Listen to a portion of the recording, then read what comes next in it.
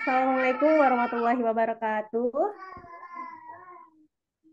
Selamat malam semuanya.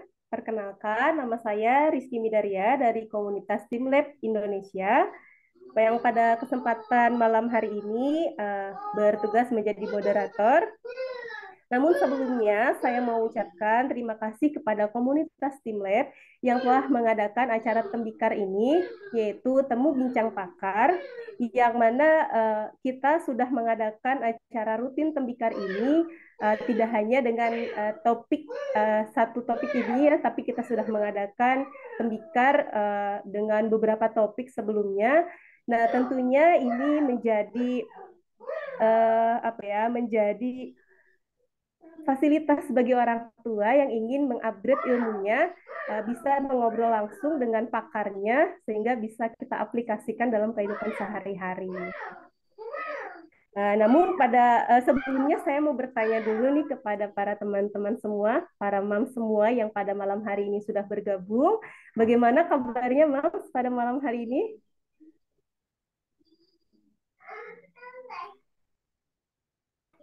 Anak-anak Sehat, aman? Kak. Aman.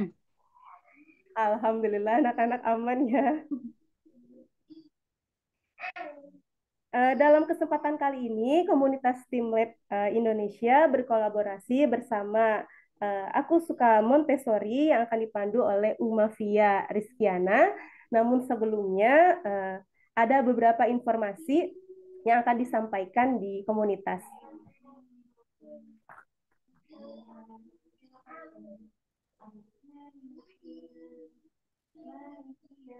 Acara kelas tembikar pada malam hari ini, kami membuka donasi yang akan disalurkan kepada Cakra Abi, komunitas bangun sekolah. Bagi para mams yang pada malam hari ini mau berdonasi, masih bisa ya mams, dan silakan donasi tersebut ditransfer ke Bank BCA Digital atas nama Windri Yunita dengan nomor rekening yang tertera. Kemudian informasi selanjutnya saya ingin menginformasikan bahwa komunitas Tim Lab Indonesia sedang membuka open member ya dan kelas registration yang dibuka diperpanjang sampai tanggal 18 Februari. Jadi masih ada waktu 2 hari lagi untuk daftar di kelas komunitas Tim Lab Indonesia. Selanjutnya, nah nanti setelah acara tembikar pada malam hari ini akan ada challenge nih Mams, yaitu challenge Insight Tembikar bersama komunitas Tim Lab dan Ava Montessori. Caranya yang pertama itu tuliskan insight selama mengikuti tembikar pada malam hari ini, kemudian posting di story Instagram pribadi, mohon tidak di privat ya untuk penilaian. Kemudian yang ketiga yaitu tag komunitas Tim Lab dan ava.co.id. Kemudian aku suka Montessori. Keempat, akan diambil 2 peserta dengan insight terbaik untuk mendapatkan e-money dan voucher potongan kelas komunitas sebesar 25.000 nih, Mams. Dan 3 peserta insight favorit untuk mendapatkan voucher potongan kelas komunitas sebesar 20.000. Nah, dan informasi terakhir, untuk para mam semua, ya, selain tadi acara insight gitu ya, mam semua berkesempatan mendapatkan giveaway kelas tembikar bersama komunitas Tim Lab dan Ava Montessori, yaitu dapatkan giveaway potongan harga kelas komunitas sebesar 10.000 dengan syarat share e-flyer open registrasi member SLI, linknya ada di grup ya, dan IGS masing-masing. Kemudian tag 3 teman kalian. Ya. Diusahakan jangan akun jualan ya, Mas.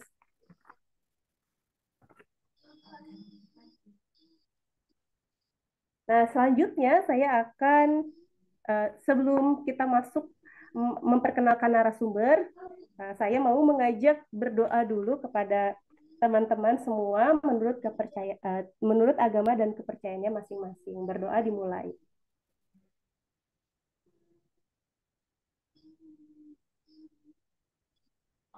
Berdoa selesai. Selanjutnya, saya akan membacakan profil dari narasumber kita pada malam hari ini, yaitu Uma Fia Rizkiana. Beliau adalah seorang ibu rumah tangga yang menyukai pendidikan anak usia dini dan selama 3 tahun ini homeschooling dengan menggunakan metode Montessori bersama anak laki-lakinya yang berusia 5 tahun. Beliau adalah CEO dari AVA, ava.co.id, ava.id, dan Ava Line, founder dari Aku Suka Montessori, komunitas Read a Lot anak Indonesia.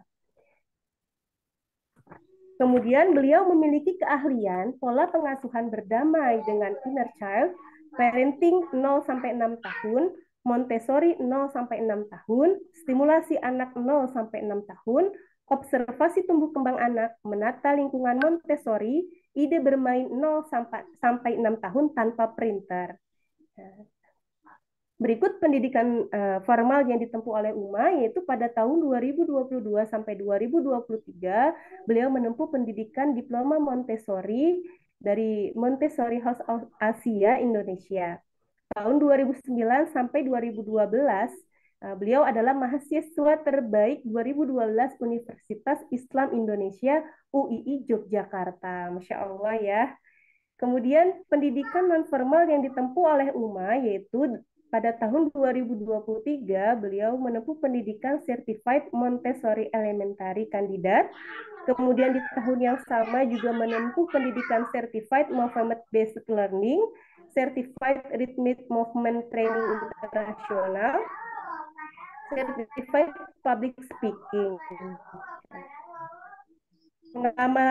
Pengalaman kerja yaitu dari tahun 2020 sampai sekarang sebagai public speaker pendidikan anak usia dini dan kelas intensif Montessori AVA. Ya.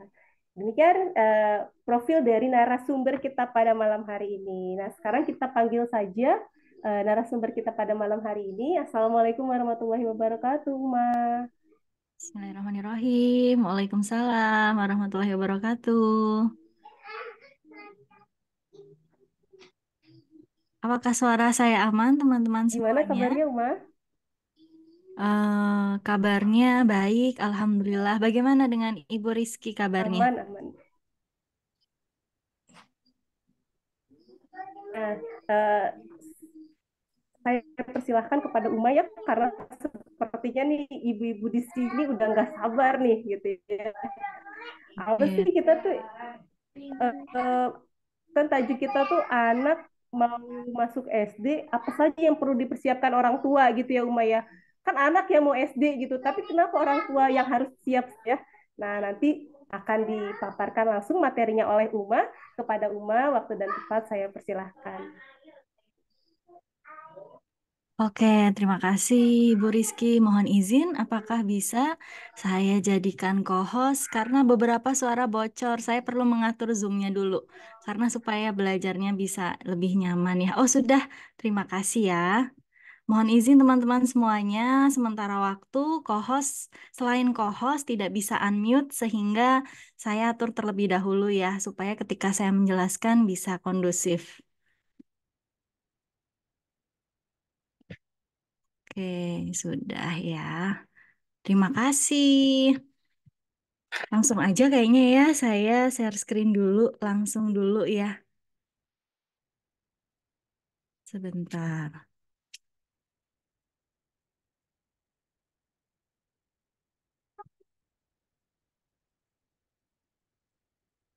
Mohon izin saya share screen ya, teman-teman semuanya ya. Bismillahirrahmanirrahim.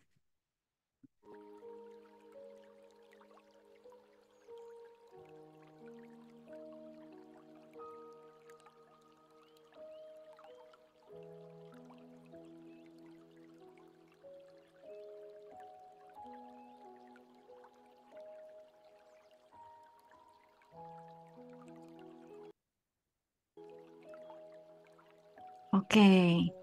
Wah, kok yang muncul ini?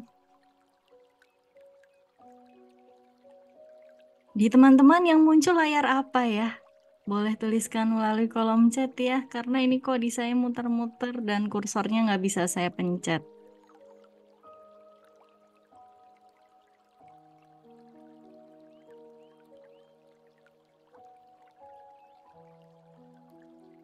Mohon bersabar, harap tenang sebentar ya. Semoga aman. Bismillahirrahmanirrahim. Oke. Bayi ya, tadi yang muncul bayi. Kalau sekarang yang muncul apa nih teman-teman semuanya? Tuh. Mm-mm. Apakah yang muncul gambar seorang anak menggunakan baju SD bukan bayi lagi? Bully, betul. Terima kasih Bu Hilda dan ibu-ibu yang lainnya. Oke, ini bukan video, kita nggak nyetel video dulu karena memang durasinya sangat singkat sekali pada malam hari ini. Oke, semuanya sudah aman ya teman-teman semuanya. Tapi masih ada hitamnya. Coba hitamnya saya tutup. Begini masih ada hitamnya nggak? Kayak gini masih ada hitamnya nggak teman-teman semuanya? Sedikit ketutup. Tunggu ya, saya stop share screen dulu. Bismillahirrahmanirrahim. Saya ulangi lagi kan sebelum dimulai, jadi saya cek and recheck dulu supaya aman. Bismillahirrahmanirrahim. Bagaimana kondisi yang terkini teman-teman semuanya?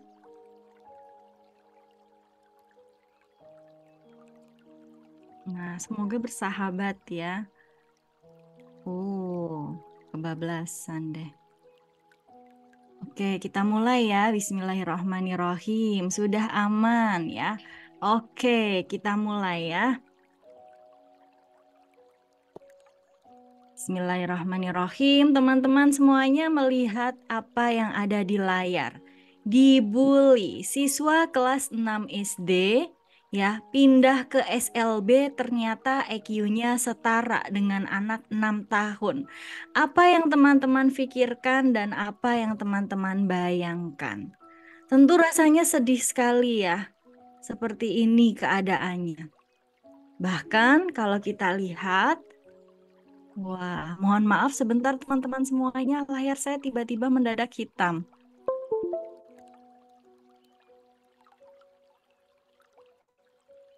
Nah, semoga setelah ini aman ya. Nah, kira-kira apa yang dirasakan oleh si bapak dan si ibu? Di sini gambarnya adalah bapak dan ketika kita lihat pasti rasanya sedih sekali ya teman-teman semuanya ya. Pasti rasanya sedih gitu. Saat ini apakah sudah ada gambar? Apakah sudah hitam? Gambar tidak terlihat. Sekarang sudah terlihat belum teman-teman semuanya? Karena di saya terlihat hitam. Tidak ada. Ya Allah, sebentar ya teman-teman semuanya. Oke, bismillahirrahmanirrahim. Ya Allah, sebentar ya. Hitam lagi ya, hitam, hitam. Hitam manis deh. Kalau ini apakah hitam, teman-teman semuanya? Masih hitam. Aman, aman, jelas. Oke, kita lanjut ya.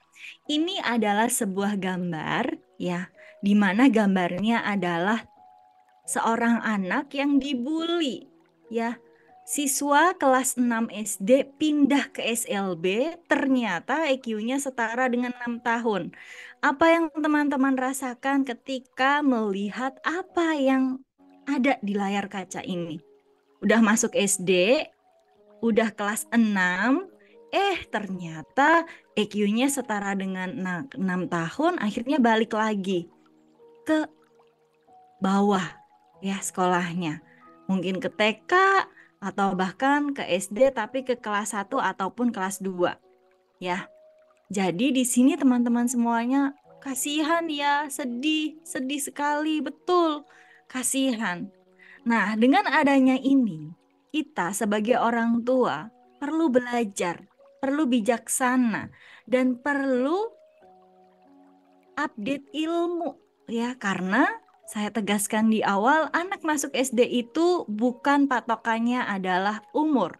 Anak masuk SD itu patokannya apa? Patokannya apa? Kita akan bahas.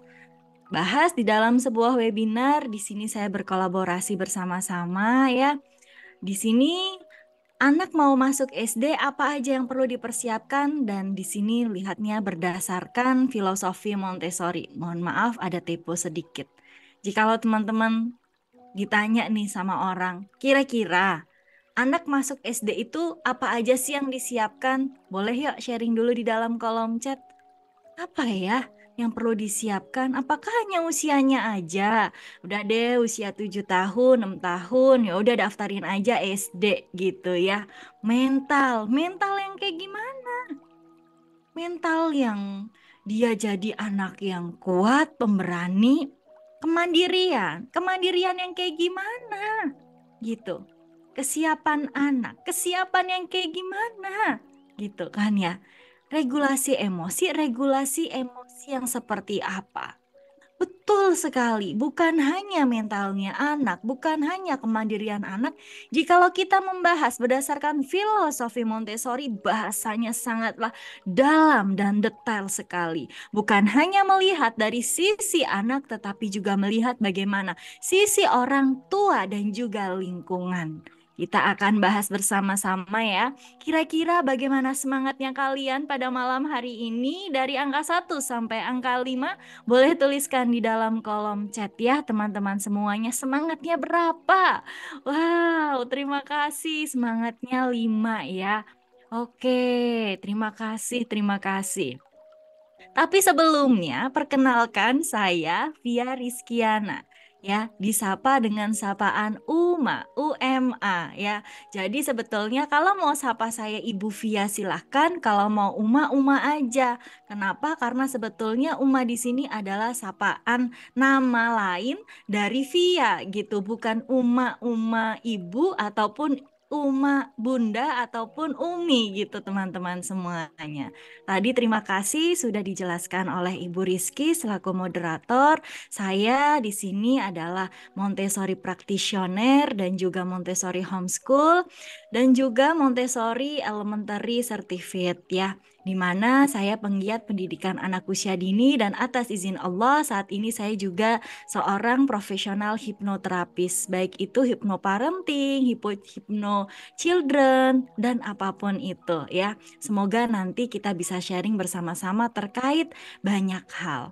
Saya di sini juga CEO dari AVA dan juga founder dari Aku Suka Montessori dan Read Aloud Anak Indonesia. Saya lihat banyak nama-nama lama yang sudah biasa saya lihat, tetapi yang belum kenal sama saya boleh ya di follow akun saya. Akunnya adalah @ava.co.id. Ini adalah akun pribadi saya. Sedangkan sebuah lembaga ataupun studi center itu ada di Aku Suka Montessori. Ya teman-teman semuanya, salam kenal dan salam sayang. Lagi dan lagi ketika mengikuti kelas saya, apapun kelasnya, tentunya kita luruskan niat.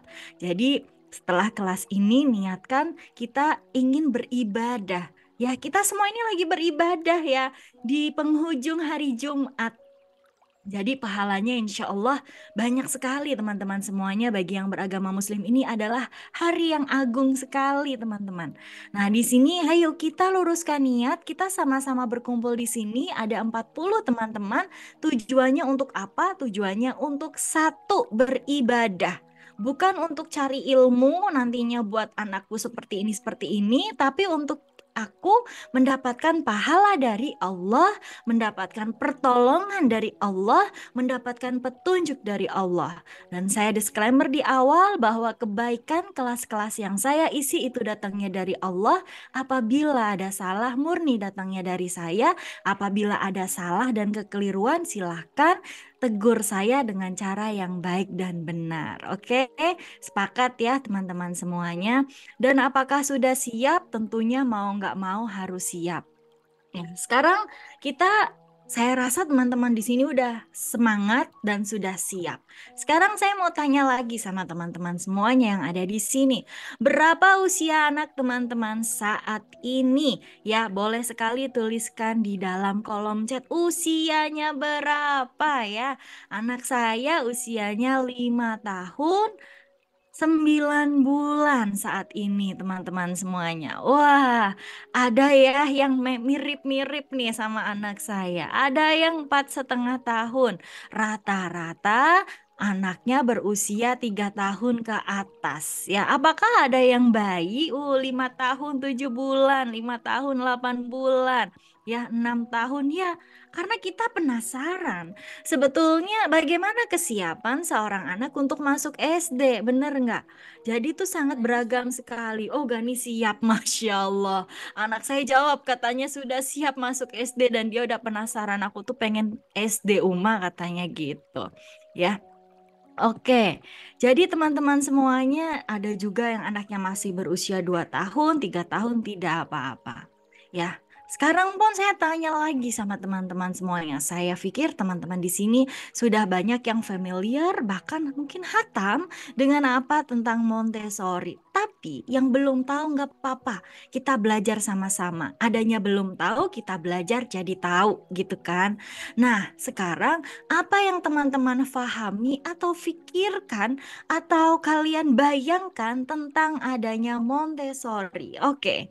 Ibu Nur Intan Sri Rahayu, Masya Allah ya, mengenai metode pendidikan anak usia dini. Yang lainnya tentang apa?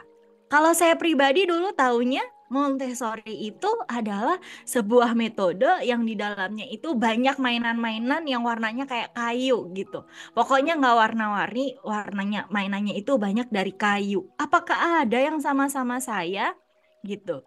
Dan kalau misalnya teman-teman di sini ada yang berpikir tentang hal yang sama dengan saya, itu sesuatu hal yang wajar. Itu saya dulu di tahun 2020-an ya, 2020-an.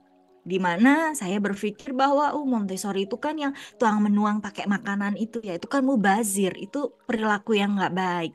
Tapi teman-teman di sini betul kan, sudah banyak yang tahu ya kan, Masya Allah.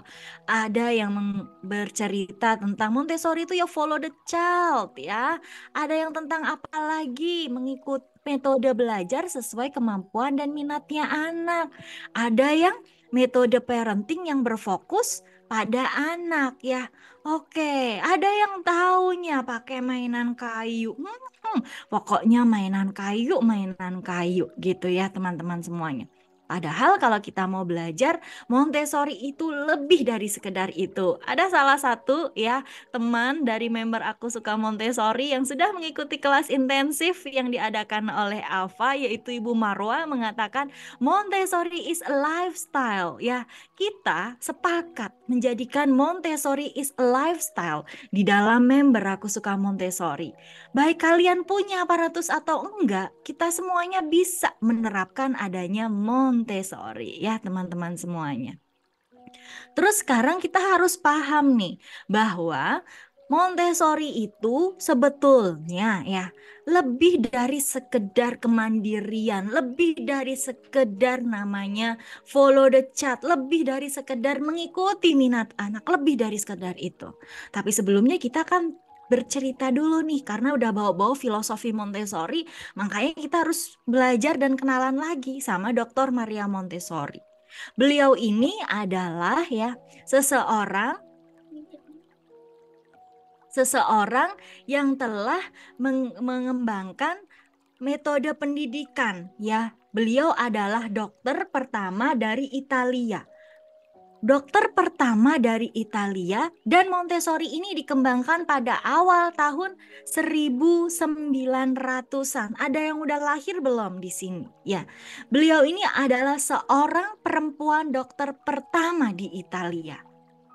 Singkat cerita, ya, metode Montessori ini adalah metode yang menitik beratkan pada pengasuhan yang memanusiakan anak. Bahkan kalau saya katakan Montessori ini nggak hanya memanusiakan anak, tetapi memanusiakan manusia.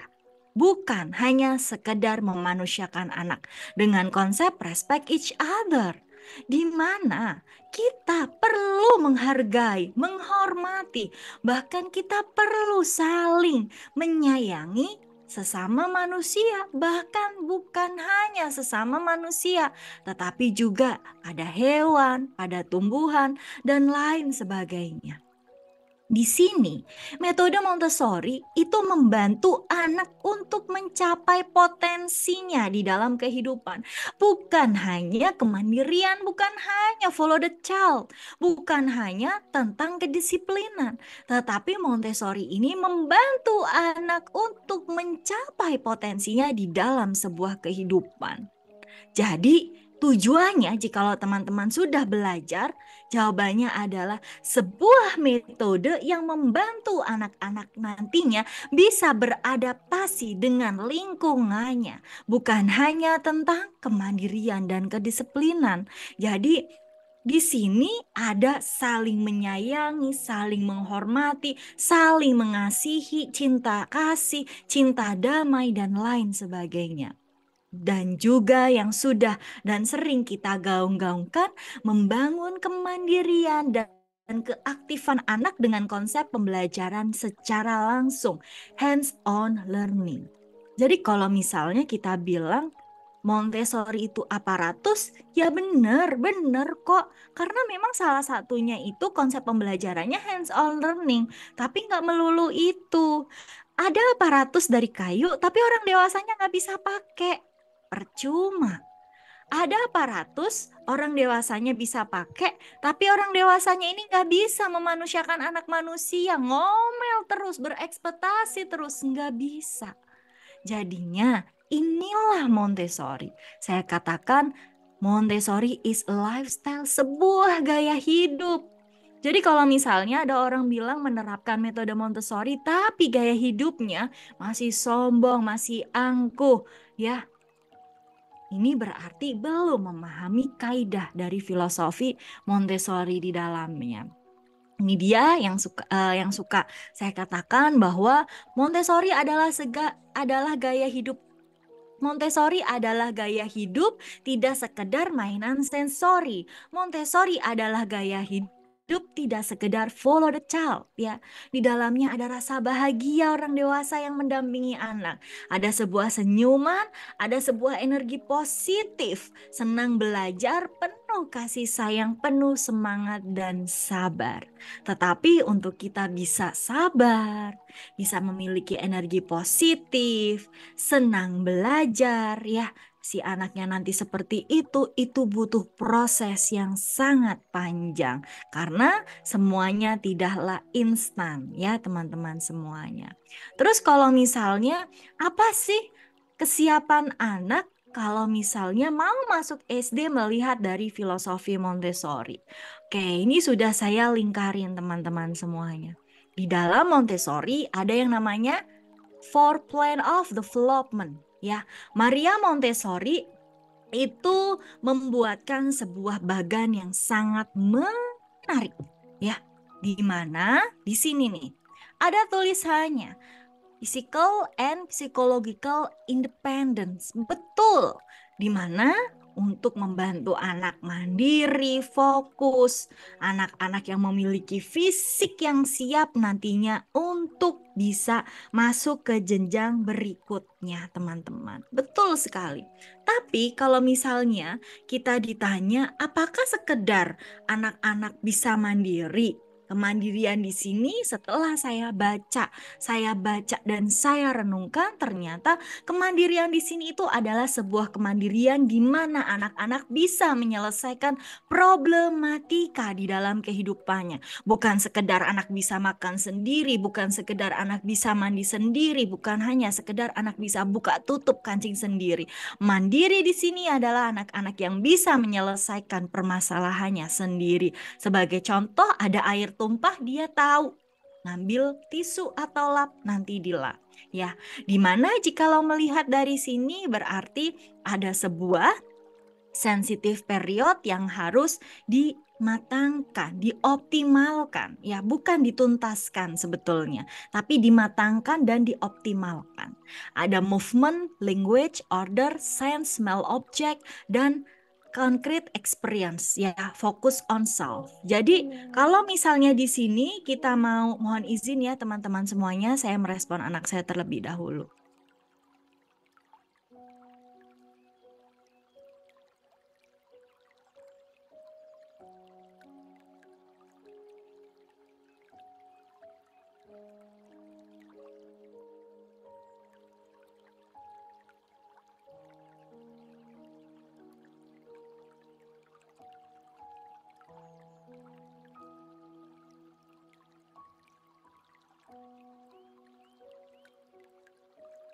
Oke, terima kasih teman-teman sudah menunggu. Jadi, di sini teman-teman semuanya, help me to do it myself ya. Bantu aku melakukannya sendiri, Mama. Di anak-anak usia di perkembangannya 0 sampai 6 tahun ini masuk, di mana fasenya adalah sebuah fase, yaitu fase kemandirian. Tetapi teman-teman yang perlu di checklist di rumah sebagai orang tua, ini saya membahas dari sudut pandang orang tua, yaitu kita melihat adanya fundamental principles di dalam Montessori at Home. Ada 10 ya. Memang Dr. Maria Montessori nggak mengatakan checklist indikator kesiapan anak masuk SD, nggak ada kayak gitu. Tetapi kita perlu memahami apa yang disampaikan beliau ya. Di sini ada 10 dan nanti kita akan bahas satu persatu, step by step. Kenapa kok ini bisa dikatakan sebagai pedoman? Kalau kita bahas mengenai fundamental principle di dalam Montessori ya, Montessori principle yang secara general itu ada 7. Tapi kalau misalnya Montessori at Home itu ada 10. Jadi ada perbedaannya ya teman-teman semuanya. Jadi kita akan bahas satu persatu dan saya akan cek sound lagi apakah suara saya terlalu cepat, pelan, pas atau bagaimana. Teman-teman boleh ya bantu respon melalui kolom chat. Kalau pas boleh katakan pas. Kalau aduh Uma kurang cepet, nanti nggak selesai gimana gitu. Oke, sudah pas ya, terima kasih. Kita lanjut ya teman-teman semuanya. Ini bakalan Uma bahas nggak satu-satu? Tenang, kita akan bahas satu persatu. Inner guide, apa itu? Ya, apakah teman-teman pernah mendengar istilah ini? Kita akan bahas. Ini adalah sebuah keinginan internal di mana nantinya anak-anak akan belajar. Ya, belajar di mana belajarnya itu penuh dengan antusias. Ya, jadi checklist yang pertama ini adalah keinginan internal anak untuk belajar. Coba cek and recheck. Apakah anak-anaknya ada keinginan internal buat dirinya untuk belajar gitu ya. Jadi ini adalah sebuah dorongan di dalam dirinya anak. Di sini saya tuliskan sama seperti bayi. Belajar merangkak, dia bisa belajar sendiri tanpa kita suruh, "Dek, "Rangka dek, ayo hari ini kamu belum merangkak." Enggak, dia belajar. Mereka juga akan belajar berjalan, membaca, menulis, dan berhitung selama lingkungannya memberikan dukungan yang mereka perlukan. Jadi dorongan di dalam dirinya, di sini yang perlu teman-teman pahami, jangan lewatkan adanya pra membaca, pra menulis, dan pra berhitung, bahkan pra mengaji. Ini konsep yang gak bisa kalian lewatkan. Betul, anak-anak SD nanti bisa siap membaca ketika di usia 6-7 tahun, betul. Tetapi jembatannya itu tuh harus dibangun. Gak bisa jembatannya itu hilang, gak bisa teman-teman semuanya. Dan pra membaca, pra menulis, dan pra berhitung ini adalah sebuah jembatan. Jadi kita orang tuanya perlu apa nih? Tadi checklist yang pertama itu adalah anaknya harus senang belajar dan orang tuanya perlu menyiapkan lingkungan belajar. Ya, lingkungan di sini bukan lingkungan yang kaya akan material, bukan. Dr. Maria Montessori mengamati teman-teman semuanya bahwa setiap anak memiliki di dalam dirinya itu sebuah dorongan internal untuk pengembangan dirinya. Jadi kalau kita amati ada fasenya anak-anak itu suka sama bahasa, yaitu mau bernyanyi, mau huruf, mau membaca buku atau apapun itu. Ada masanya anak akan suka main pasir, raba-raba, memasukkan sesuatu ke dalam mulut, ada. Jadi kita harus memahami yang kedua ini, sensitive periods, ya. Ini adalah sensitive periods atau sebuah periode di mana periode ini adalah masa di mana anak menunjukkan minat dan kecenderungan terhadap suatu bidang tertentu. Ada gerak, ada bahasa, ada matematika. Coba kita cek and recheck sebagai orang tua.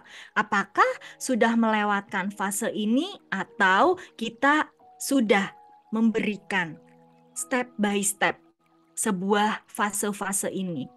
Ini gambarannya ya teman-teman semuanya. Saya akan coba coret-coret di sini. Ini ada yang pertama, ada namanya movement. Ada yang mengatakan movement itu di usia 2-5 tahun. Tetapi jurnal ya yang terkini yang saya baca terkait adanya movement ini itu perlu diberikan anak-anak dari kapan? Dari dia lahir hingga di usia 6 tahun. Ya. Selanjutnya di sini ada sense. Ya. Sense di sini tuh apa? Sense di sini itu adalah sebuah masa di mana anak-anak akan merasakan sesuatu di dalam dirinya, baik itu panas, halus, kasar, dingin. Ini yang mereka rasakan. Ya, terus ada language. Ini usianya dari lahir sampai 6 tahun. Language itu bukan anak langsung bisa membaca, tapi coba lihat. Anaknya sudah mengetahui sebuah instruksi belum? Sudah paham komunikasi dua arah belum? Anak-anak sudah mengerti bahwa apa yang menjadi larangan dan tidak menjadi larangan belum? Gitu. Nah, ini dia. Ada early mathematics di usia 0 sampai 3,5 tahun, ini dikatakan pra matematika. 3,5 tahun sampai 6 tahun sudah masuk di matematika. Kalau belajar di area matematika bersama saya, 3,5 tahun sampai 6 tahun ini udah masuk materialnya ya teman-teman. Bahkan nanti udah masuk ke STEM game di usia 6 tahun di grup yang ke-6. Terus di sini ada order. Order ini masuk dari lahir bahkan sampai anak di usia 4 tahun juga masih bisa. Kita bisa bantu anak itu untuk membantu keteraturan di dalam dirinya. Jangan salahkan, ada anak-anak yang ketakutan kalau sekolah, itu dia takut gak mau ditinggal. Dia cemas kalau sekolah jauh dari mamanya. Ya udah mau SD, tapi dia gak mau ditinggal sama mamanya. Kenapa? Why? Karena ini, sensitivitas terhadap order ini dilewatkan. Kadang kalau bilang order itu kita akan bilang order keteraturan. Ya udah anak melakukan schedule sehari-hari itu yang teratur. Enggak sekedar itu. Keteraturan di sini ada 3 atau 4. Ada keteraturan terhadap tempat, keteraturan terhadap bahasa, keteraturan terhadap waktu, ya. Dan juga yang keempat, memahami adanya cycle of activity. Jadi siklus kerja tuh anak ngerti. Aku mau makan, itu ambil makan. Habis makan aku taruh di tempatnya. Ya ini cycle of activity. Interest in small object. Ini jangan sampai terlewati. Nanti anaknya menjadi ceroboh. Ada toileting learning. Anak mau masuk SD, coba udah bisa BAK sendiri dan BAB sendiri atau belum. Jangan sampai belum bisa cebok sendiri. Ya, masih pakai celana dipakein, masih pakai apa itu namanya cebok dicebokin. Ada toileting learning. Dan kalau misalnya di usia 1,5 tahun hingga 3 tahun ini adalah yang BAK. Kalau yang BAB diharapkan sebelum 6 tahun anak-anak sudah bisa BAB sambil beberes sendiri. Ya, ini adalah tahapannya. Musik di usia 2 tahun hingga 6 tahun, social skill 2 tahun hingga 6 tahun. Masuk deh ya yang kadang-kadang kita gaung-gaungkan. Writing and reading. Kalau di dalam metode Montessori, writing dulu baru reading ya. Jadi kalau misalnya menulis dulu baru membaca. Kenapa menulis dulu baru membaca? Ya, karena materialnya memang disiapkan sedemikian rupa gitu ya, teman-teman semuanya. Baru di sini ada special relationship. Terus selanjutnya lagi tuh apa? Selanjutnya lagi di sini adalah the absorbent mind. Absorbent mind ini adalah seperti ini. Yuk kita checklist terlebih dahulu. Kira-kira saat anak kita sebelum usia 6 tahun, itu jadi role model yang menyerapkan kata-kata atau perilaku negatif atau banyak positifnya sama anak. Kita perlu cek and recheck ini dulu. Jadi kalau misalnya sekarang anaknya masih usia 5 tahun, dirasa-rasa tuh banyak hal negatifnya, berarti kita perlu ya menormalisasi. Karena sebelum usia 6 tahun, Dr. Maria Montessori memperhatikan bahwa anak-anak mengambil sesuatu tuh dengan mudah seperti spons, bahkan seperti kamera kalau di usia 0 sampai 3 tahun. Dia menyebutkan bahwa ini namanya the absorbent mind, pikiran penyerap. Kalau misalnya Uma gimana dong? Anakku tuh udah sering ngelihat hentakan atau bahkan melihat tontonan yang nggak baik misalnya. Ini gimana? Dinormalisasi dulu sebelum mau masuk SD. Ya, jadi jangan buru-buru. Pembelajaran ini sepenuhnya perlu kita berikan sama anak-anak kita. Jadi tadi ya, kita ada tahu anak perlu adanya memiliki sebuah kesenangan di dalam belajar, dorongan internal di dalam belajar.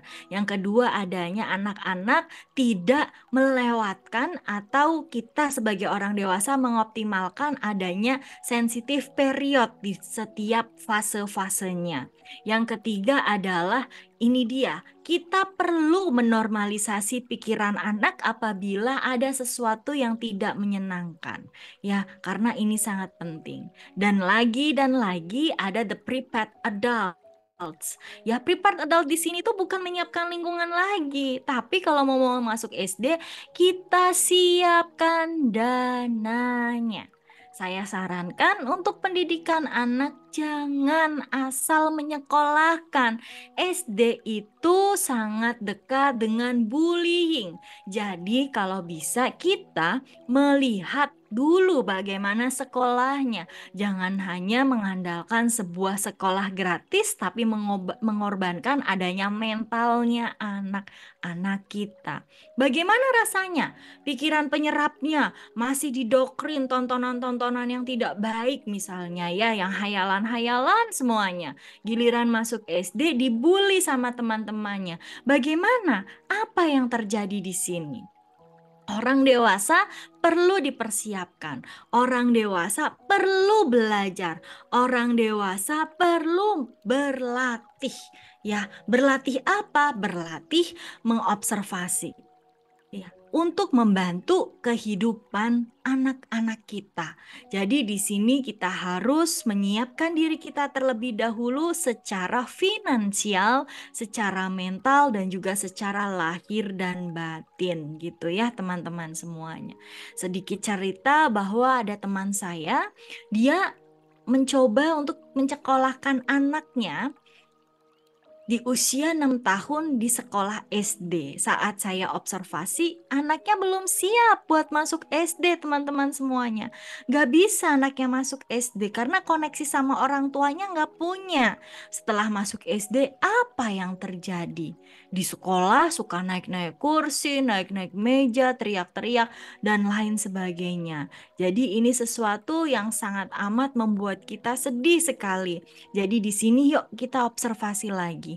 Bagaimana koneksi kita dengan anak, bagaimana mental kita dipersiapkan untuk mendampingi anak-anak masuk SD, dan bagaimana finansial kita ketika anak-anak kita SD. Jangan sampai sekolah itu menjadi sebuah bahan pelampiasan agar kita nggak repot lagi anak di rumah, karena ini tuh bukan kita apa ya namanya ya, mengalihkan pola pengasuhan, itu nggak bisa. Dan di sini ada yang namanya lingkungan yang dipersiapkan. Lingkungan dipersiapkan di sini untuk anak-anak masuk SD tentunya adalah bagaimana prinsip-prinsip lingkungan ini ada. Jadi anak-anak itu apakah sudah bisa menjalani sebuah kehidupan penuh dengan kerapihan di dalam hidupnya, udah ada struktur di dalam kehidupannya, karena lingkungan ini perlu dipersiapkan dulu sehingga nantinya kita bisa checklist indikator. Oh ya, anakku ini sudah memiliki sebuah keteraturan di dalam hidupnya. Anakku ini sudah bisa bersosialisasi dengan baik. Anakku ini sudah bisa sekiranya tertib ya kalau misalnya bermain. Kalau misalnya anaknya belum tertib, cycle of activity aja, siklus kerja bermain aja nggak ngerti, gimana dia mau masuk SD? Nanti yang ada tuh kita orang dewasanya tuh nanya begini, "Adek, ada PR nggak, Dek?" gitu ya. "Adek, ini bukunya, Dek." gitu. "Adek, ini bajunya, Dek." gitu. Kalau ada yang ketinggalan, nanti kita yang disalahin sama si anak. "Mama gimana sih? Ini ketinggalan nih Mama." gitu. Jadi kita itu perlu mempersiapkan lingkungannya dulu agar nantinya anaknya bisa matang di dalam kemandirian, keteraturan, dan lain sebagainya. Dan sedikit saya berikan rangkuman begini. Adanya keteraturan itu akan membantu anak menjadi sosok manusia yang mandiri. Ketika anak-anak mandiri, nantinya dia akan disiplin. Jadi kalau misalnya mau anaknya disiplin, tentunya anaknya harus mandiri juga. Kalau mau anaknya mandiri, anaknya harus teratur dulu. Kalau mau anaknya teratur dulu, lingkungannya perlu dipersiapkan. Kalau mau lingkungannya dipersiapkan, perlu orang tua yang belajar. Begitu ya teman-teman semuanya. Dan kalau saya katakan checklist yang sangat amat besar, berat, dan penting ini adalah respect the child. Hormat terhadap anak. Kalian mau pilih sekolah SD? Jangan hanya berdiskusi sama suami, tapi coba diskusi juga sama si anak. Anaknya ajak trial class ya, school tour, keliling sekolah. Kira-kira anaknya nyaman nggak di sini? Orang dewasa masih perlu menetapkan batasan untuk anak-anak. Namun di Montessori, batasan ini ditetapkan secara tegas, namun penuh rasa hormat. Walaupun kita udah tahu nih, pakemnya, aturannya di keluarga, nanti mau masuk SD yang ada tafsisnya misalnya ya. Nanti anak harus ada hafalan Al-Qur'annya misalnya. Tetapi anak perlu ditanyakan pendapatnya. Kira-kira nyaman nggak di sini? Jangan ada agresi, jangan ada paksaan di dalamnya. Kadang kita pikirnya udah daftar SD ya, udah nggak ngobrol sama suami, nggak ngobrol sama anak ya kan. Dah, pokoknya mama ini adalah number one, tahu segala-galanya ya. Berdasarkan media sosial, berdasarkan rating di Google, yang terbaik adalah sekolah ini misalnya teman-teman semuanya. Gak begitu, tanya sama anaknya. Itu juga hal yang perlu kita hormati. Tapi Uma nanti anaknya nggak mau gimana, kasih pengertian.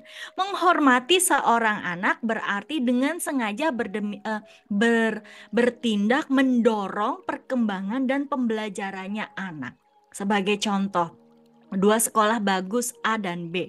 Misalnya kurikulum yaitu kurikulum IB gitu ya, dan kurikulum Singapura misalnya kita katakan. Kita udah bilang, nah kamu maunya kita pengen kamu di sekolah yang IB ya, yang kemarin kamu trial di hari Senin misalnya. Enggak mama, aku maunya yang di sekolah Singapura aja tadi di sana, soalnya ada kolam renangnya yang gede banget gitu. Oh gitu, kamu di sana pengennya itu, iya pokoknya aku maunya di sana. Anak mau di sana karena ada kolam renangnya. Kita udah ada dana, kita udah ada mental, uang, dan lain-lain untuk dimasuk sekolah yang kurikulumnya IB ini ya teman-teman semuanya.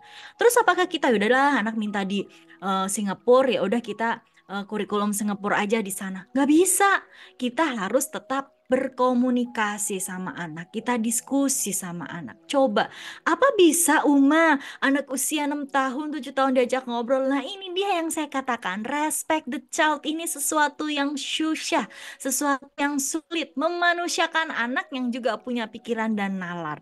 Kira-kira bagaimana? Anak nyaman nggak duduk di bangku sekolah itu? Kira-kira anak nyaman nggak sama sekolahannya?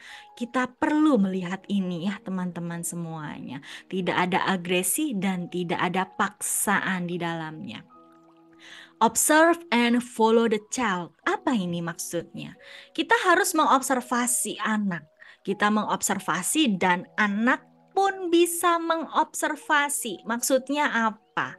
Ya, observe and follow the child di sini adalah kita mengobservasi anak, kira-kira anaknya itu sudah ngerti apa yang kita mengobservasi anak, kira-kira apa yang dia lakukan itu kira-kira oke atau enggak, baik atau enggak, tapi anak perlu bisa mengobservasi dirinya sendiri. Contohnya, Mama, aku bosan. Aku udah nggak pengen lagi main ini. Tapi kadang orang dewasa nggak punya respect the child.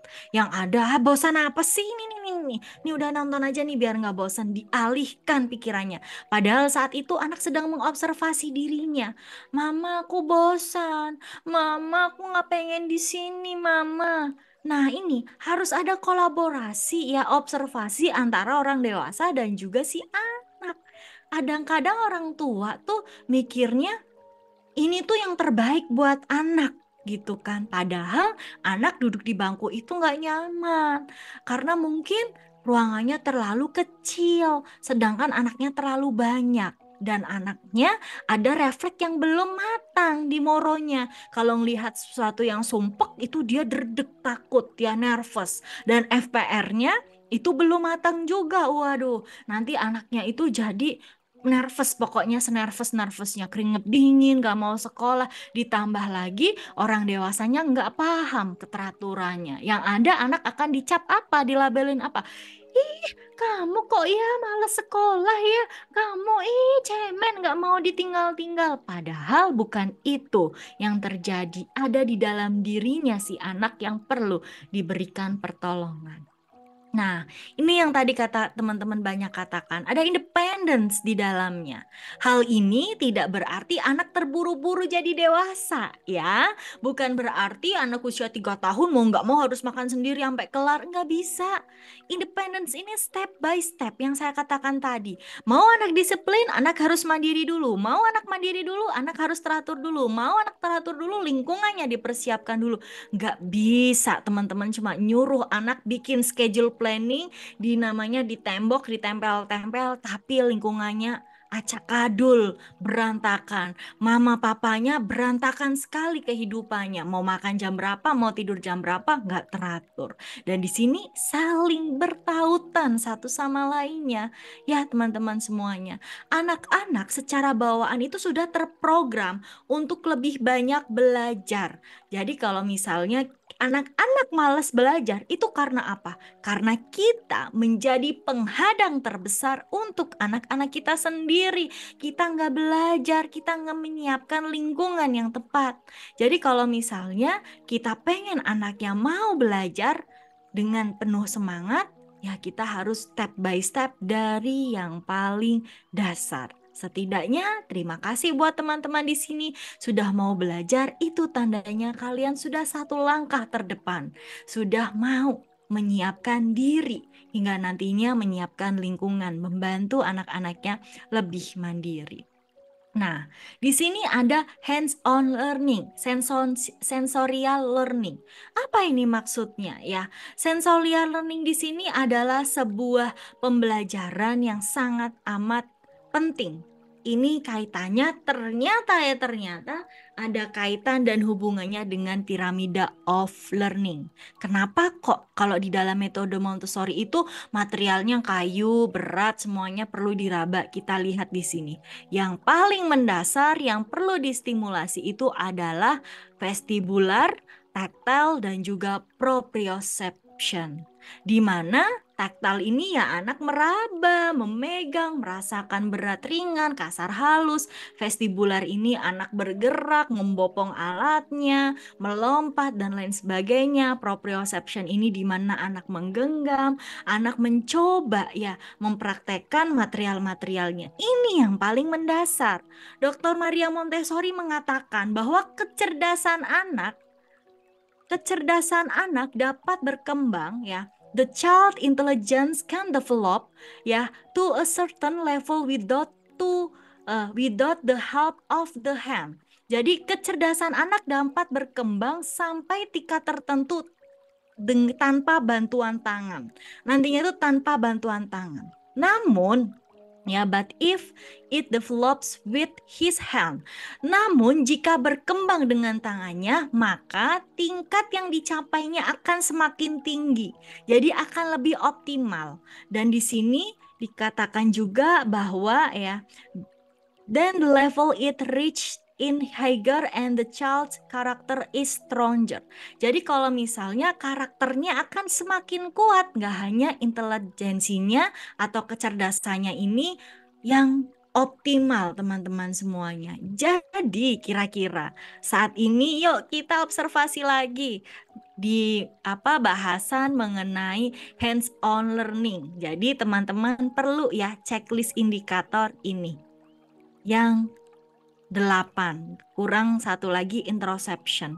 Bagaimana perkembangan taktilnya anak, vestibularnya anak, proprionya anak, olfaktorinya anak, visualnya anak, auditory dan gustatorinya. Ya, ini perlu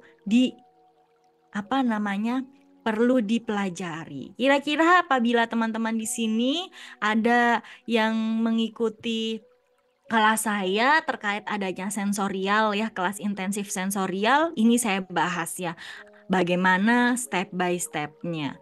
Jadi kalau misalnya kita perlu memahami ini, nantinya kita bisa membantu anak-anak kita. Sebagai contoh ya teman-teman ya, atas izin Allah ya, atas izin Allah, Masya Allah, anak saya ketika di usianya 1 tahun dia nggak mau makan nasi sama sekali. Tapi saya nggak katakan dulu anak saya nggak mau makan nasi. Saya nggak mau katakan anak saya itu GTM, saya nggak mau. Ya, saya cuma mau anak saya belum terbiasa makan nasi. Saat itu saya struggle banget. Kira-kira apa sih masalahnya? Kok nggak mau makan ya, belum mau makan yang macam-macam. Bahkan sampai di usianya 4 tahun, anak saya pemilih. Masih pilih-pilih, belum terbiasa. Bukan saya nggak katakan nggak mau, tapi belum terbiasa. Dan atas izin Allah di usianya 5 tahun hingga 6 tahun, saya mencoba mengintegrasikan refleksnya dengan latihan refleks, dengan latihan sistem sensori, saya coba belajar. Hingga akhirnya atas izin Allah saat ini mau makan beragam makan. Dalam arti mau makan ayam yang beragam, mau makan ikan yang beragam, mau makan sayuran yang beragam, dan lain sebagainya. Dan ini perlu proses. Prosesnya tidak semudah kita membalik telapak tangan, tapi perlu pembelajaran ya teman-teman semuanya. Terus selanjutnya adalah freedom within limits. Freedom within limits ini adalah sebuah kebebasan di mana ada batasannya. Tujuannya itu apa? Coba yang anaknya mau masuk SD di usia 6 tahun, kira-kira apakah anak kita sudah bisa menghargai, menghormati, dan menaati setiap aturan? Apakah kalau diajak ngobrol, pada kita itu ngebantah kita? Metode Montessori itu memberikan kebebasan kepada anak-anak, itu ada batasannya. Dan ini digunakan untuk mereka berlatih menjalani sebuah kehidupan. Karena di dalam kehidupan itu anak-anak akan saling menghargai, menghormati, dan menaati. Jadi kalau misalnya kebebasan ini anak-anak masih suka langgar ya, kentut aja nggak bilang permisi ya teman-teman semuanya, masih suka nyerobot mainan temannya, berarti 6 tahun belum bisa masuk SD. Karena ini, kalau kita lihat filosofi Montessori, ada anak yang bisa menaati, menghormati, dan menghargai. Ya, permisi ya, aku mau minjem boleh? Mau masuk rumah, tok tok tok. Assalamualaikum. Naruh baju, taruh di tempatnya. Ada batasan di dalamnya, nggak sebebas-bebasnya dan nggak yang semau-maunya. Kebebasan dengan batasan di sini ada 5. Yang pertama, anak tidak melukai diri sendiri, tidak melukai orang lain, tidak merusak material, tidak merusak lingkungan, dan anak berprogres, bertumbuh sesuai dengan usianya masing-masing. Ini perlu ya teman-teman tekankan. Jadi kita perlu melihat adanya step by step bahwa apakah anakku sudah menghargai, menghormati, dan menaati. Ini perlu diobservasi. Kalau teman-teman ada dana lebih, boleh sekali adanya screening kesiapan anak masuk SD. Kalau nggak bisa, lihat aja bagaimana perkembangan sosial dan emosionalnya anak, bagaimana perkembangan bahasanya anak, bagaimana perkembangan di intelijensinya anak, kognitifnya anak, perkembangan kognitifnya anak itu kayak gimana. Kita harus ngelihat semuanya. Kalau misalnya memahami adanya piramida of learning ini akan sangat mudah dan sangat enak sekali teman-teman semuanya. Ini anakku ada masalah di mana gitu. Nanti itu ada kitabnya, ada caranya. Oh, ini tuh berarti kurang di area taktil, misalnya area vestibular. Kalau sedikit saya cerita di sini, ada sebuah masa anak-anak yang kesulitan belajar membaca, menulis, berhitung, dan mengaji, atau dia udah bisa baca, tulis, hitung, dan ngaji, tapi anaknya suka capek, bosan, gak kuat baca lama, atau bahkan kita gak kuat baca buku lama. Itu ada sebabnya ya. Tetapi di sini kita harus ingat bahwa anak mau masuk SD itu bukanlah ajang perlombaan ya. Semakin dini semakin baik. 6 tahun itu dianggap keren, dianggap baik. Enggak sekedar itu. Lebih baik anaknya dipersiapkan terlebih dahulu ya. Tetapi anak masuk SD adalah sebuah waktu yang butuh kesiapan, bukan ajang perlombaan orang dewasanya. Dan kalau saya katakan bahwa anak masuk SD ini perlu dipersiapkan secara matang, perlu trial sekolah terlebih dahulu, step by step melihat sekolah yang terbaik dari yang baik. Andai kata memang kita mau nyekolahkan anak di sekolah negeri, lihat ya perkembangan sekolahnya, terus melihat bagaimana sekolahnya itu kira-kira gurunya seperti apa, kira-kira pergaulannya seperti apa, seperti itu ya teman-teman semuanya. Dan mohon izin di sini saya memberikan sebuah soft promotion ya teman-teman semuanya, dan saya katakan bahwa apa yang saya sampaikan tadi, mohon izin saya informasikan, itu bersumber dari buku yang saya baca, yaitu The Discovery of the Child, Maria Montessori Speak to Parents, dan Creative Development in the Child. Semuanya adalah buku dari Dr. Maria Montessori. Dan kalau misalnya teman-teman ingin mengikuti kelas intensif Montessori yang saya adakan, ini adalah kelas intensif Montessori Aku Suka Montessori by Ava.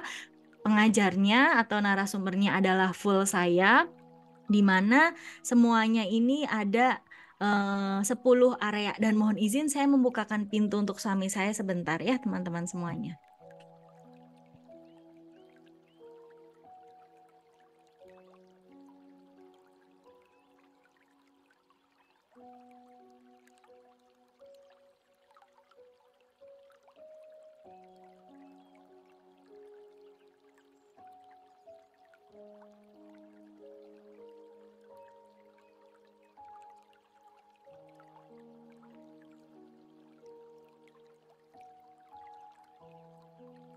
Oke, terima kasih teman-teman sudah menunggu ya. Jadi ini adalah kelas intensif Montessori ya. Yang saya adakan saya urut mengajarnya dari yang pertama adalah area filosofi ya, terus ada selanjutnya area sensorial ya, terus setelah itu IPL keterampilan sehari-hari, dilanjut budaya, bahasa, matematika, hijaiyah, baby. Nah, ini agak ini ya, berserakan, ada baby dan ada DIY, aparatus Montessori, dan lesson plan. Untuk kelas-kelas yang ini semuanya itu bisa per area teman-teman semuanya, kecuali untuk DIY dan lesson plan. Ini nggak bisa. Jadi khusus yang ini harus mengikuti kelas bundling yang saya adakan. Ya mungkin di sini ada yang sudah mengikuti kelas saya ini ya teman-teman semuanya, di mana ada pendampingannya selama 1 tahun, ada jadwalnya, dan saya memberikan video praktek saya sendiri, yaitu praktek 40 aparatus Montessori. Pertemuannya itu secara online, 40 pertemuan online, 1 kali pertemuan adalah 3 jam gitu teman-teman semuanya.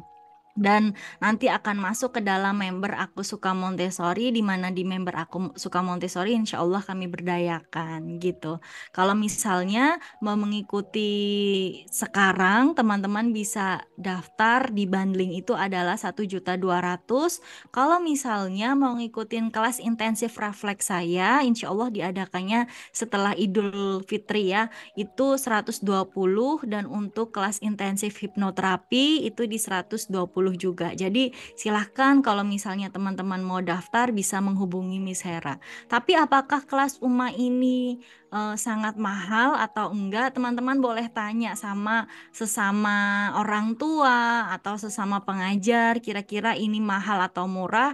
Teman-teman boleh ya diskusikan dengan yang lainnya. Saya tidak membuat disclaimer atau membuat sebuah pernyataan bahwa insya Allah kelas ini murah dan lain sebagainya. Yang dirasa adalah semuanya ini saya upayakan teman-teman agar paham Montessori dari akar hingga nanti buahnya, supaya nggak salah alamat gitu. Tapi ada nggak sih kelas UMA yang murah meriah, misalnya lebih murah dari ini? Ada insya Allah, dan ini akan diadakan di bulan Februari juga. Yang tadi saya katakan ada mengenai keseimbangan. Jadi kalau yang sudah masuk grup alumninya saya, mungkin teman-teman ada promonya ya teman-teman semuanya. Promonya ada sendiri, promo member ASM ada sendiri, promo early bird ada sendiri. Kalau misalnya teman-teman mau daftar malam hari ini, bagi peserta yang sudah mengikuti webinar ini, boleh sekali kasih kode ya. Kodenya adalah kodenya SLI gitu ya, promo SLI mengikuti webinar ASM. Nanti teman-teman cukup bayar, yaitu sebentar saya lihat dulu ya. Kalau tidak salah yaitu 25.000 teman-teman semuanya ya. Jadi nanti bisa daftar sekarang, mau bundling sama yang Dr. Hans juga boleh. Yang ini adalah Dr. Hans mengatasi keterlambatan perkembangan kognitif. Kalau misalnya mau bundling itu jadinya berapa ya? Saya coba cek dulu ya teman-teman. Jadi kalau misalnya mau bundling itu jadi 40.000, dapat 2 hari sama saya dan sama Dr. Hans. Kalau mau satu saya aja itu 25.000 gitu. Nanti promonya adalah promo SLI. Teman-teman boleh daftar. Apa sih ini memahami keseimbangan ini? Insya Allah nanti saya mohon maaf ya, anak saya jatuh dari kasur. Mohon maaf ya teman-teman.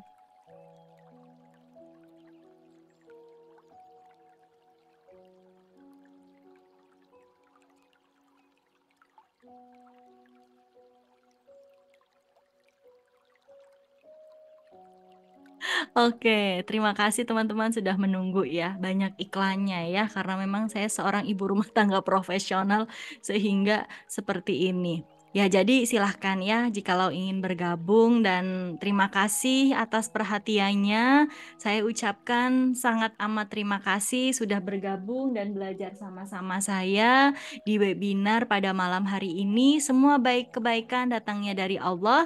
Apabila ada salah-salah kata, murni datangnya dari saya. Tetap semangat mendampingi anak karena sebuah hasil tidak akan terlihat sekarang. Hasilnya akan kita rasakan nanti ketika memang anak-anak sudah beranjak dewasa. Terima kasih. Wassalamualaikum warahmatullahi wabarakatuh. Waalaikumsalam warahmatullahi wabarakatuh. Alhamdulillah, terima kasih banyak Uma sudah berbagi ilmu pada kami semua di sini. Ya. Insya Allah Ibu ya, daging semua ya teman-teman ya. Sebelum kita masuk ke sesi tanya jawab, mohon izin Uma untuk kita foto bersama dulu ya. Ya bagi teman-teman yang mau ikut foto bersama, silahkan dibuka dulu videonya. Kami tunggu mungkin yang mau pakai kerudung dulu. Yang mau bergabung silahkan.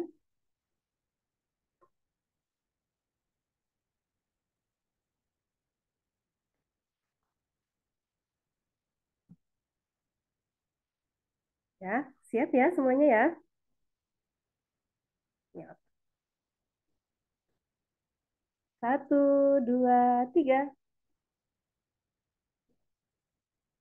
Lanjut lagi. Maaf diulangin dulu ya. Oh ya, maaf Belum siap diulangi lagi tadi. ya. Aba-abanya dari saya ya. Oh ya, siap. Siap. Satu, dua, tiga.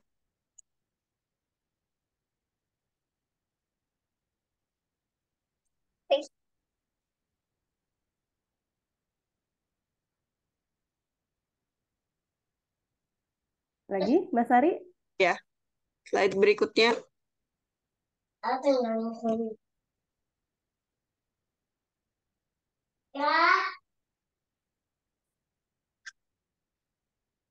Satu, dua, tiga.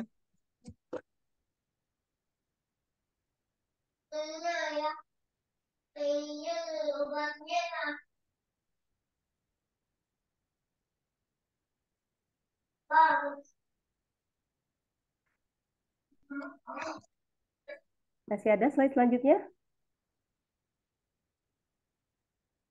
Satu lagi ya, Teh ya. Di slide terakhir ya. Ya.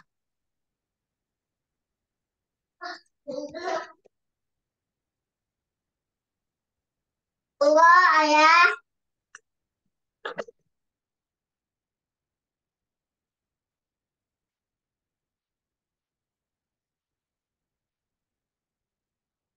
Sudah, Teh?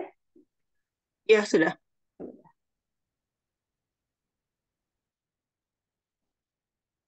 Sekali lagi terima kasih ya Uma atas materi hari ini ya. Kami semua jadi tercerahkan nih. Kirain tuh ya persiapan masuk SD tuh apa gitu ya, siapin bekal gitu ya. Yang bento-bento, yang unik-unik gitu ya. Ternyata persiapan anak untuk sampai ke jenjang usia sekolah, usia SD itu banyak sekali tahapannya ya, Umaya. Termasuk tadi ada 10 fundamental prinsipal itu ya, Umaya, yang tidak boleh terlewatkan juga nih eh, bagi para orang tua sebelum anak memasuki usia SD. Nah, Uma ada kenang-kenangan sedikit nih dari komunitas Tim Lab untuk Uma, yaitu sertifikat eh, atas ilmu yang sudah diberikan Uma. Silakan Teh Sari di.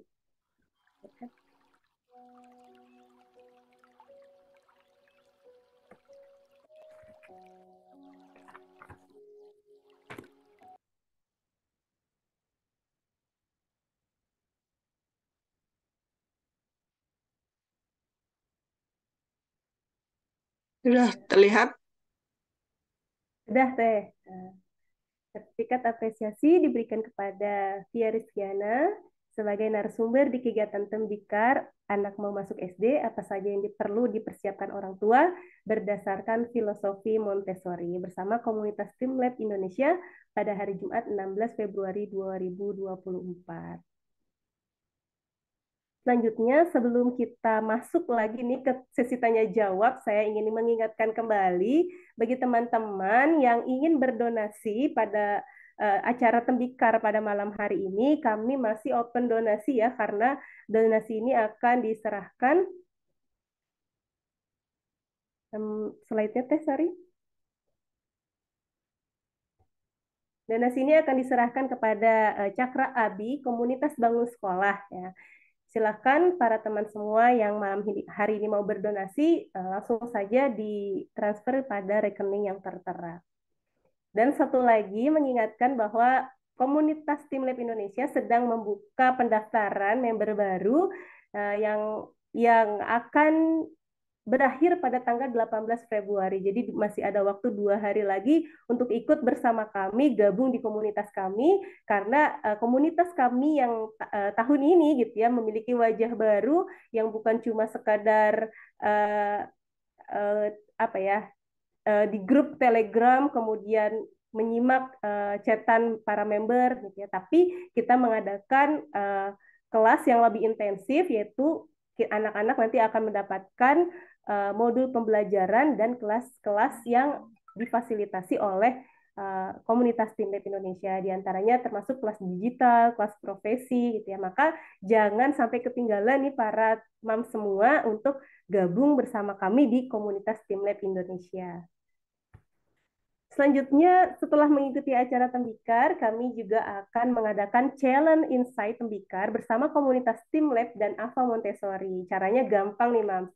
Yang pertama, tuliskan insight melalui selama mengikuti Tembikar pada malam hari ini. Kemudian, posting di story Instagram pribadi. Mohon untuk tidak di privat ya. Kemudian yang ketiga, tag komunitas Tim Lab ava.co.id, dan aku suka Montessori. Nah, sebelumnya silahkan di-follow dulu ya, Mams ya. Kemudian nomor 4 akan diambil 2 peserta dengan insight terbaik untuk mendapatkan e-money dan voucher potongan kelas komunitas sebesar 25.000. Dan 3 peserta insight terfavorit untuk mendapatkan voucher potongan kelas komunitas sebesar 20.000. Dan bagi para mam semua yang sudah hadir pada malam hari ini juga akan mendapatkan kesempatan untuk memperoleh giveaway ya.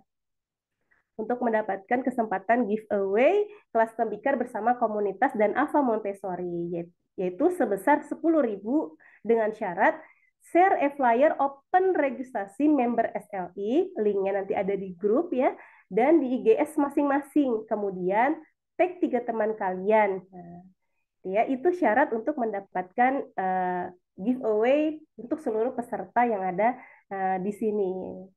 Terima kasih semuanya. Selanjutnya kita masuk ke sesi tanya jawab ya, Uma. Ini saya bacakan dulu yang ada di chat ya.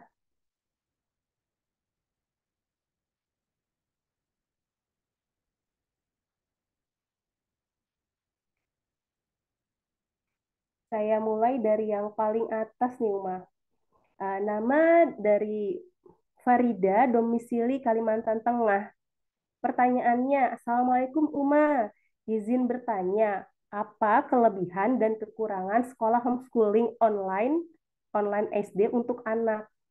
Saya tinggal di daerah pedalaman, sehingga tidak ada pilihan sekolah di sini. Apakah sosialisasi anak cukup jika sekolah homeschooling? Sedangkan anak saya suka bersosialisasi. Terima kasih, Uma. Oke, terima kasih Ibu. Jadi kalau misalnya nih, kita berpikir apa sih plus minusnya homeschooling itu? Jadi gini teman-teman semuanya, kalau misalnya kita berbicara mengenai homeschooling, homeschooling itu adalah pendidikan yang non formal. Untuk memformalkan, kita perlu adanya bekerja sama dengan pihak lain. Dalam arti adalah kita perlu mendaftarkannya. Itu ceritanya panjang ya. Jadi nanti supaya keluar ijazahnya. Jadi ikut ujiannya itu adalah ujian akselerasi biasanya. Itu ikut paket yang lainnya. Tapi Itu hasilnya gimana? Sama nggak?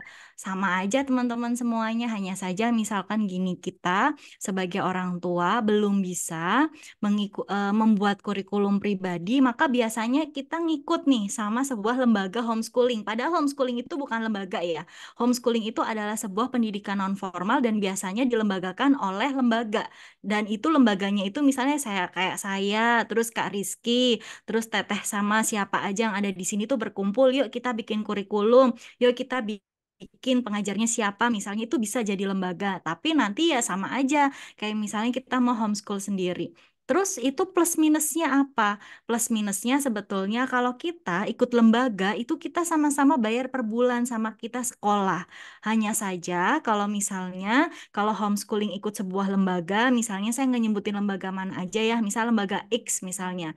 Si lembaga X ini kita harus paham dulu teman-teman semuanya. Tanya, kurikulum yang digunakan kurikulum apa? Kalau dikatakan adalah kurikulum Cambridge, saya di sini memberikan jalan tengah. Cambridge itu bukan kurikulum sebetulnya. Kurikulum itu contohnya itu kayak kurikulum IB, kurikulum Singapura, kurikulum Merdeka, itu adalah kurikulum. Kenapa kok Cambridge enggak? Itu ada alasannya. Mungkin nanti teman-teman bisa baca jurnal ataupun artikel. Terus kalau misalnya di sini teman-teman mau menyekolahkan anak, plusnya itu apa? Plusnya ya kita nggak perlu nyekolahin anak di luar, dalam arti jamnya itu ngikut kita, fleksibel. Kalau kita ngambil paketnya, homeschooling itu biasanya ada yang kalau kita ikut lembaga tuh ada yang ikutan paket. Mau paket yang individu kita sebagai gurunya, atau kita mau ngambil paket yang gurunya dari sana, itu juga bisa. Kalau misalnya gurunya kita sendiri dan online, otomatis kita perlu kolaborasi. Jadi minusnya itu perlu adanya kolaborasi antara orang dewasa dan guru yang lebih dan ekstra lagi selain di sekolah. Dan di sini minusnya lagi adalah orang tua sebetulnya kalau homeschool itu perlu biaya lebih. Dalam arti gini, kan kalau kita online, homeschool online di rumah, anak duduk diam, berarti kita perlu dong mengoptimalkan yang lainnya. Bisa ngikutin anak les renang, misal les apa lagi, les memanah, berkuda, dan lain-lain. Ini perlu